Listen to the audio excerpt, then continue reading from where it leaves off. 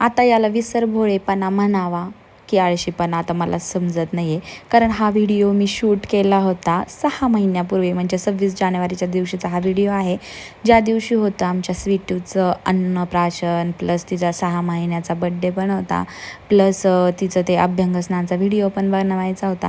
तर त्यासाठीच मी इथं तयारी करत आहे. तर हा व्हिडिओ मी तेव्हा शूट करून ठेवला होता आणि मला अजूनसुद्धा तो व्हिडिओ एडिट करायला आणि पोस्ट करायला वेळ मिळाला नाही किंवा मी विसरूनच गेले होते. पण आता ती 1 वर्षांची होईल जुलैमध्ये आणि मी आत्ताशी तो व्हिडिओ पोस्ट करते. मला सहजच आत्ता चेक करत असताना गॅलरीत हा व्हिडिओ मिळाला आणि माझ्या लक्षात आलं की मी हा व्हिडिओ अजून शूट करून ठेवला होता पण एडिटिंग करून पोस्ट केला नव्हता. तर आज तिचं अन्नप्राशन होतं, त्यासाठी मी इकडे आले होते श्रद्धाच्या घरी आणि मग अभ्यंगस्नानचा वगैरे व्हिडिओ अगोदर आम्ही शूट करून घेतला तिचा आणि तिला मस्त अभ्यंगस्नान वगैरे घातलं. खूप छान आणि एन्जॉय करत होती ती आणि खूप गोड दिसत होती. आणि त्यानंतर मग आम्ही तिचं अन्नप्राशन करणार होतो आणि अन्नप्राशनसाठीच मी जी चॉकलेटची डॉल आहे ना ती मी घरून बनवून आणली होती. आणि त्यानंतर मग आम्ही अन्नप्राशनचं डेकोरेशन चालू केलं. त्यानंतर मग जे फ्रूट प्लेटमध्ये फ्रूट सजवायचे होते वेगळ्या वेगळ्या आकारामध्ये, प्राण्यांच्या आकारात, फुलांच्या आकारात, ते सजवायला सुरुवात केली. आणि खरंच इतकं सुंदर सुंदर आम्ही फ्रूट्स सजवले होते ना आणि इतकं छान वाटत होतं ना हे सगळं करताना. मेन म्हणजे आपल्यातली कला काही होईना पण बाहेर पडती असं वाटत होतं. आणि खूप सुंदर सुंदर आम्ही प्लेट्स अशा बनवल्या होत्या आणि अन्नप्राशनचं डेकोरेशन पण खूप छान झालं होतं.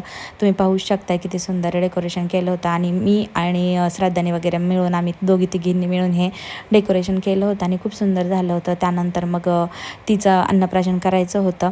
अन्नप्राशनसाठी ते खीरसुद्धा बनवून ठेवली होती रव्याची आणि हा ड्रेस तिला अन्नप्राशनसाठी घालायचा होता.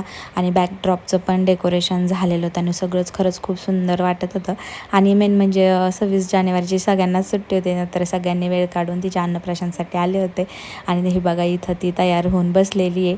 तर सगळ्यात अगोदर तिने चॉकलेटचं रॅपरच खायला सुरुवात केली आणि त्यानंतर खीर वगैरे खाऊ घालून तिचं अन्नप्राशन झालं आणि खूप सुंदर झालं अन्नप्राशन. आणि त्यानंतर तिचा हाफ बड्डे पण होता त्याच दिवशी, म्हणून मग हाफ बड्डे पण सेलिब्रेट केला आम्ही. मस्त हाफ बड्डेचा केक ऑर्डर केला होता आणि बॅकड्रॉप वगैरे लगेच फटाफट चेंज केलं, डेकोरेशन समोरचं चेंज केलं आणि एकदम सिंपल असं डेकोरेशन केलं. आणि तिथेच ती चॉकलेटची डॉलसुद्धा ठेवली होती.